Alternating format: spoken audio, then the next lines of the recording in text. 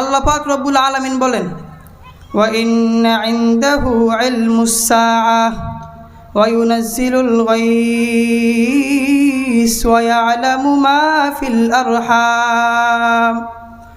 মহান মাওলাই কারীম ডাক দিয়া বলেন, 5 বস্তু এমন আছে, 5 বস্তু। দুনিয়ার কোনো মানুষ তো দূরের কথা, দুনিয়ার কোনো মানুষ তো দূরে থাক, নবী রাসূলকে পর্যন্ত আল্লাহ পাক রব্বুল আলামিন 5 বস্তুর জ্ঞান দান করেন নাই। আল্লাহ পাক রব্বুল আলামিন বলেন, ওয়া ইন্না ইনদাহু ইলমুস সাআহ। কিয়ামত কখন হবে, কোন সময় সংঘটিত হবে, কখন হবে, আল্লাহ পাক রব্বুল আলামিন দুনিয়ার কোনো মানুষ তো দূরের কথা, নবী রাসূলগণ পর্যন্ত বলেন নাই। জিবরাইল আলাইহিস সালাতু ওয়াস সালাম একদিন রাসূল করিম সাল্লাল্লাহু আলাইহি ওয়াসাল্লামের কাছে আসলেন। আসার উদ্দেশ্য হলো রাসূল সাল্লাল্লাহু আলাইহি ওয়াসাল্লামকে দ্বীন শিক্ষা দিবেন, কিছু শিক্ষা দিবেন। আসিয়া রাসূল সাল্লাল্লাহু আলাইহি ওয়াসাল্লামের কাছে বলে, ইয়া মুহাম্মদ আখবিরনি আনিল ঈমান। হে মুহাম্মদ, আমাকে ঈমান সম্পর্কে সংবাদ দাও। রাসূল সাল্লাল্লাহু আলাইহি ওয়াসাল্লাম জিবরাইল আলাইহিস সালাতু ওয়াস সালামকে ঈমান সম্পর্কে সংবাদ দিলেন। তারপর জিবরাইল বলে, ইয়া মুহাম্মদ, হে মুহাম্মদ আখবিরনি আনিল ইসলাম। হে মুহাম্মদ, আমাকে ইসলাম সম্পর্কে সংবাদ দাও। রাসূল করিম সাল্লাল্লাহু আলাইহি ওয়াসাল্লাম জিবরাইল আলাইহিস সালাতু ওয়াস সালামকে ইসলাম সম্পর্কে সংবাদ দিলেন। তারপর জিবরাইল প্রশ্ন করে, ইয়া আল্লাহর হাবিব আখবিরনি আনিস সাআহ। হে রাসূল, আমাকে কিয়ামত সম্পর্কে সংবাদ দিন। তখন রাসূল বলে, মাল মাসউলু আনহা বিআলাম মিনাস সাইলি। যে ব্যক্তি আমাকে জিজ্ঞাসা করেছে, আমি জিজ্ঞাসাকারীর ব্যক্তির চেয়ে বেশি জানি না, অর্থাৎ রাসূল জিবরাইল থেকে বেশি জানেন না। জিবরাইল আবার প্রশ্ন করে, আখবিরনি আন আমারাতিহা। হে মুহাম্মদ, আমাকে কিয়ামতের আলামত সম্পর্কে সংবাদ দাও। রাসূল সাল্লাল্লাহু আলাইহি ওয়াসাল্লাম বলেন, আনতারিদাল আমাতু রাব্বাতাহা ওয়া আনতাল হুফাতাল উরাতাল আলাতা রিআ আশ-শাই ইয়াতাতাওয়ালুনা ফিল বুনিয়ান। রাসূল বলে, কিয়ামতের আগে দেখবা দুনিয়ার মধ্যে এমন মানুষও ছিল যে মানুষ পরার মতো কোনো গায়ে কাপড় পরিধান করার জন্য কোনো কাপড় পাইতো না, পায়ে পরার জন্য কোনো জুতা পাইতো না। কিয়ামতের আগে দেখবা ওই মানুষগুলা বড় বড় দালান নির্মাণে প্রতিযোগিতা করেছে। রাসূল সাল্লাল্লাহু আলাইহি ওয়াসাল্লাম বলেন, ইত্তাখাযাল ফায়দ ওয়াল আমানাতু মাগনামা ওয়াজ যাকাতু মাগরামা ওয়া তুআল্লিমা লিগাইরিদ দ্বীন আতা আর-রাজুল ইমরাতাহু ওয়া আদনা সাদিকাহু ওয়া আকসা আবাহু। রাসূল সাল্লাল্লাহু আলাইহি ওয়াসাল্লাম বলেন, কিয়ামতের আগে দেখবা মানুষগুলো আমানতের খেয়ানত করবে, ওয়াজ যাকাতু মাগরামা, যাকাতকে জরিমানা মনে করবে কিয়ামতের আগে। ওয়া তুআল্লিমা লিগাইরিদ দ্বীন, মানুষগুলো দ্বীন শিক্ষা করবে দুনিয়া পাওয়ার উদ্দেশ্যে, আখিরাত পাওয়ার উদ্দেশ্যে না। ওয়া তুআল্লিমা লিগাইরিদ দ্বীন আতা আর-রাজুল ইমরাতাহু, মহিলা তার স্বামী আনুগত্য করবে, স্বামী মহিলা আনুগত্য করবে, মহিলা স্বামী আনুগত্য করবে, স্বামী মহিলা আনুগত্য করবে না। ওয়া যাহারাতিল আসওয়াতু ফিল মাসাজিদ, দেখবা কিয়ামতের আগে মসজিদের মধ্যে শোরগোল বৃদ্ধি পাবে। কিয়ামতের আগে ওয়াশুরিবাতিল খুমুর, মদ পান বৃদ্ধি পাবে। ওয়া লাআনা আখিরু হাযিহিল উম্মতি আউওয়ালাহা, দেখবা কিয়ামতের আগে পূর্ববর্তী উম্মতদেরকে গালি দেওয়া শুরু করবে, নানান কথা শুরু করবে। এই হলো আলামতের সুগরা।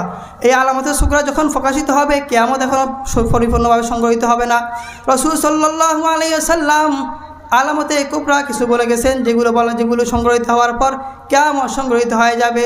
রাসূল সাল্লাল্লাহু আলাইহি ওয়াসাল্লাম হাদিসের মধ্যে বলেন, কিয়ামতের আগে দেখবা যখন দোয়া পশ্চিম থেকে দোয়া উঠবে, দাজ্জাল আসবে, ইয়াজুজ মাজুজ আসবে, দাব্বাতুল আরদ আসবে, 3 দিক থেকে ভূমিধস হবে। পূর্ব দিক থেকে পশ্চিম দিক থেকে যখন ভূমিধস হবে, শেষে এমন একটা আগুন আসবে যে আগুন মানুষদেরকে ইয়ামান থেকে দাবা করে হাসরের ময়দানে নিয়ে যাবে। এই আলামতগুলো যখন সংগঠিত হবে, ইসরাফিল আলাইহিস সালাতু ওয়াস সালাম সিংহায় ফুৎকার দিবেন, পশ্চিম দিক থেকে সূর্য উঠবে। যখন সূর্য উঠবে, তাওবা রাস্তা বন্ধ হয়ে যাবে, বান্দা তাওবা করার সুযোগ পাবে না। আল্লাহ পাক রব্বুল আলামিন বলেন, ইয়া আইয়ুহান নাসুত্তাকু রাব্বাকুম ইন্না সালসালাতাস সাআহ। আল্লাহ পাক রব্বুল আলামিন বলেন, হে মানুষ, ইত্তাকু রাব্বাকুম, আল্লাহকে ভয় করো। কেন ভয় করবে? ইন্না সালসালাতাস সাআহ, কেন? কিয়ামতের মহাভয়ঙ্কর প্রকম্পন, যে মহাভয়ঙ্কর প্রকম্পন, ইয়াউমা তারাউনাহা, যে দেখবে তাযহালু কুল্লু মুরদিআতিন আম্মা আরদাআত, প্রত্যেক স্তন্যদানকারী মা তার শিশুর কথা ভুলে যাবে, প্রত্যেক দানকারী মা তার শিশুর কথা ভুলে যাবে, প্রত্যেক গর্ভধারণকারী মার গর্ভপাত করে যাবে। ওয়া তারান নাসা সুকারা, দেখবা মানুষগুলো মাতাল অবস্থায় আছে, কিন্তু মানুষগুলো আমা হুম বিসুকারা, মানুষ কিন্তু মাতাল নয়। দেখবা কিয়ামতের আগে মানুষগুলো মাতাল অবস্থায় হবে। ওয়ালাকিন্না আযাবাল্লাহি শাদীদ। আল্লাহ পাক রব্বুল আলামিন বলেন, কিয়ামতের দিন আমার শাস্তি হলো কঠোর শাস্তি। কিয়ামতের অবস্থা এমন হবে, হাসরের ময়দান অবস্থা এমন হবে যে হাসরের ময়দানে আল্লাহ পাক রব্বুল আলামিন বলেন, ইয়াউমা ইয়াফিরুল মারউ মিন আখিহি ওয়া উম্মিহি ওয়া আবিহি ওয়া সাহিবাতিহি ওয়া বানি। কিয়ামতের ময়দানে, হাসরের ময়দানে সন্তান মা বাবার পরিচয় দিবে না, বাবা সন্তানের পরিচয় দিবে না, মা মেয়ের পরিচয় দিবে না, মেয়ে মার পরিচয় দিবে না, কেউ কারো পরিচয় দিবে না। এমনকি একটা আমলের জন্য সন্তান বাবার কাছে যাই বলবে, বাবা একটা আমল দরকার।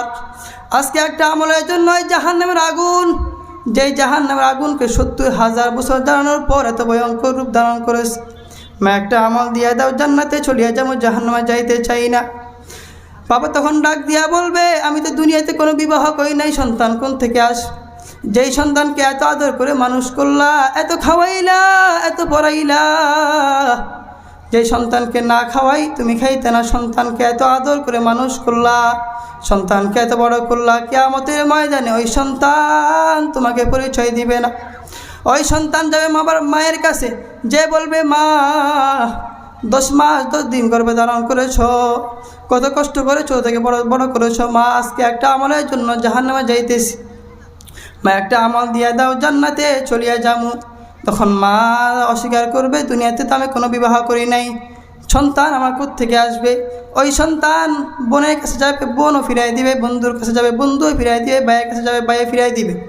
এই কিয়ামতের হাসরের ময়দানে অবস্থা ভয়ঙ্কর অবস্থা হবে। এই জন্য যদি কিয়ামতের দিনের আযাব থেকে বাঁচতে চাও, কিয়ামতের দিনে আযাব থেকে যদি বাঁচতে চাও, তাহলে রাসূলুল্লাহ সাল্লাল্লাহু আলাইহি ওয়াসাল্লামের সুন্নতকে জীবনের মধ্যে আঁকড়ে ধরো। যদি রাসূল সাল্লাল্লাহু আলাইহি ওয়াসাল্লামের সুন্নতকে জীবনের মধ্যে আঁকড়ে ধরতে পারো, তাহলে কিয়ামতের ময়দানে রাসূল সাল্লাল্লাহু আলাইহি ওয়াসাল্লাম তোমাকে সুপারিশ করিয়া জান্নাতে নিয়ে যাবে। আল্লাহ পাক রব্বুল আলামিন আমাদেরকে জীবনে রাসূল সাল্লাল্লাহু আলাইহি ওয়াসাল্লামের সুন্নত অনুযায়ী জীবনকে চালানোর তৌফিক দান করুক। ওয়া আখির দাওয়ানা আলহামদুলিল্লাহি রাব্বিল আলামিন। আসসালামু আলাইকুম ওয়া রাহমাতুল্লাহি ওয়া বারাকাতুহু।